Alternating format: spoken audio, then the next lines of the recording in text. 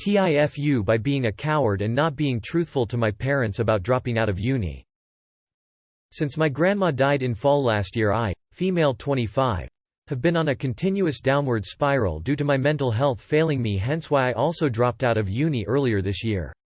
But instead of actually getting help, I just festered in my misery in hopes I can find a way to resolve everything without getting anyone else involved and becoming a burden on someone else. Obviously I didn't find a way because that's not how this shit works, and instead it just got worse and worse, and I just withdrew from all my social circles that could have helped me out. The thing is, I am the child of very strict parents that pride themselves on having such a well-performing and absolutely not mentally ill self-sustaining daughter. I wish.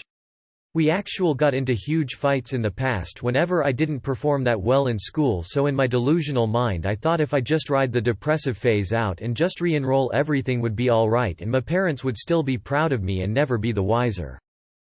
Well, that didn't happen either, and since my parents are claiming some financial benefits because of me being a university student, they asked for a certificate of enrollment a few weeks back to keep on getting those benefits. I always talked myself out of having to present it, like blaming some server issues on not having it already, despite those moments being the perfect opportunities where I could have come clean. However, today is the deadline of my lies working. And anxiety, my delusional mind and a good chunk of cowardice kept me from cleaning up my mess while also robbing me of sleep.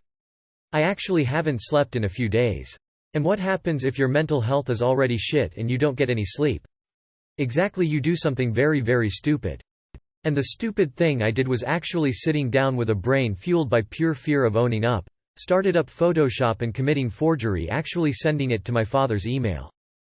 Yeah, I committed a crime just because I am too afraid to tell my parents that I am actually not okay. Anyway, my only hope now is that my father doesn't read his emails before the evening so that I can numb myself enough to actually get to them to confess everything. TL. Doctor went into a downward spiral regarding my mental health. Dropped out of uni without telling my parents.